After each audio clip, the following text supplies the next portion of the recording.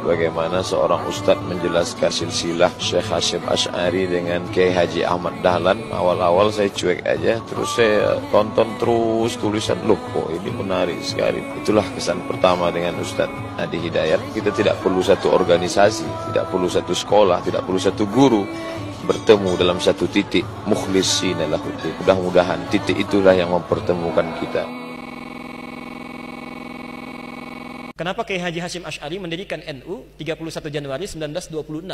Karena merasa ketika Muhammadiyah sudah tampil 14 tahun sebelumnya, itu beliau melihat di NU itu nggak muncul-muncul ulamanya. Asy'ari dengan pendiri Muhammadiyah, Muhammad Darwish, itu satu keluarga, satu saudara yang sama, bahkan ngajinya sama-sama itu di Semarang, di Kiai Haji Soleh Darat. Ya. Dia ada 3 orang, Muhammad Darwish, kemudian Hasyim Asy'ari, satu lagi itu kakek buyutnya Cak Nun, MH Ainun Najib. Cuma 2 ini yang menonjol, karena menonjol, bagus baca kitabnya, soleh orangnya, itu langsung diperintahkan pergi ke Mekah, diberikan kitab.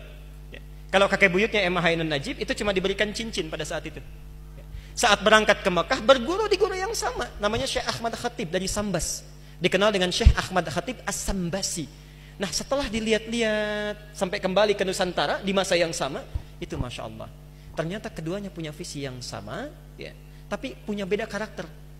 Yang satu senang praktek, ya, namanya Muhammad Darwish, lantas pulang diganti nanti menjadi Ahmad Dahlan. Yang satu lagi senang menulis kitab. Nah, Hasyim Asy'ari ini menulis 19 kitab dalam hidupnya. Kami punya itu koleksinya, ada 19 kitab. Nah, sebelum beliau menulis dan mendirikan Nahdlatul Ulama itu, kayak aja Ahmad Dahlan kan senang praktek. Begitu pulang, menafsirkan surat Al-Ma'un, tidak tunggu nulis buku. Selesai kajian, buka pakaian luarnya, keluarkan uang yang dibawanya, sampaikan pada masyarakat, bikin rumah sakit, bikin pesantren, bikin sekolah, bikin macam-macam praktek. Hasyim Asy'ari mulai menulis. Saat meninggal Kiai Haji Ahmad Dahlan 1924, difikirkan oleh beliau, ini seorang sudah meninggal dunia, ulama belum bangkit. Maka ditulislah kemudian kitab baru yang menjadi landasan lahirnya ormas baru disebut dengan Nahdlatul Ulama. Yang ingin saya sampaikan, kedua-duanya ini ternyata satu garis nasab yang sama. Bertemu di Maulana Ishaq. Jadi kalau kita urutkan, maaf, Muhammad Hasyim Al-Asy'ari bin Abdul Wahid, bukan Kang Wahid yang ini ya, itu ada Gunawannya, ini lain. Bin Abdul Wahid bin Abdul Halim. Abdul Halim itu nama aslinya Pangeran Benawa, dikenal dengan Sultan Hadiwijaya, nama lainnya Joko Tingkir.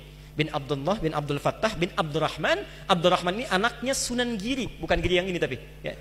Nah, Sunan Giri ini anaknya siapa? Anaknya Maulana Ishaq. Nah, di Maulana Ishaq inilah nyambung nasabnya. Kiai Haji Ahmad Dahlan bin Kiai Haji Abu Bakar bin Kiai Haji Sulaiman bin Kiai Murtado bin Demang Jurang Juru Kapindo bin Demang Jurang Juru Sapisan bin Kiai Gerbek bin Maulana Ishaq.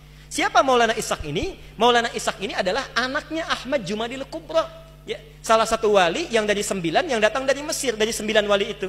Ahmad Jumadil Kubra ini siapa? Ya, ini adalah salah satu wali yang punya 2 anak. Saya belum teruskan nasabnya. Anak pertamanya dibawa ke Nusantara, namanya Maulana Ishaq, melahirkan 2 ulama tadi. Anak keduanya lahir di Mesir, bernama Syarif Abdullah. Nah, nanti Syarif Abdullah inilah yang akan bertemu dengan salah satu anaknya Prabu Siliwangi. Ya. Prabu Siliwangi, Pemenah Rasa, menikah dengan Nyai Subang Larang, punya 3 anak. Anak pertama Walang Sungsang, lahir 1423. Anak keduanya Rara Santang, lahir 1426. Anak ketiganya Raja Sengara, lahir 1427. Nah, hajilah kemudian Walang Sungsang dan Rara Santang di Makkah bertemu dengan Syarif Abdullah. Walang Sungsang ganti nama jadi Abdullah Iman, Rara Santang ganti nama menjadi Syarifah Mudaim.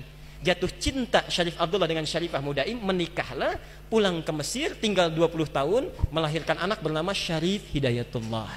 Berguru pada Syekh Ibnu Athaillah As-Sakandari. Pulang nengok kakek buyutnya, bertemu dengan Prabu Siliwangi. Saat itu tinggalnya ada di lingkaran Jati, maka dikenallah dengan saat itu dengan nama Sunan Gunung Jati. Nah, baik Ahmad Dahlan ataupun Hasyim Asy'ari itu berada di satu garis yang sama, dari Ahmad Jumadil Kubra bin Ali Zainal Al-Kabir bin Ali Zainal Abidin, keturunannya dari Al-Husain, Husain anaknya Ali, Ali suami Fatimah, Fatimah putri Rasulullah sallallahu alaihi wasallam. Tapi sampai hari ini tidak pernah Ahmad Dahlan disebut dengan Habib. Itu enggak ada. Kiai Ahmad Dahlan. Yang penting sikapnya seperti Nabi, tuturnya seperti Nabi, pandangannya seperti Nabi. Kullu mri'in bima kasaba rahin, itu pilihan kita semua.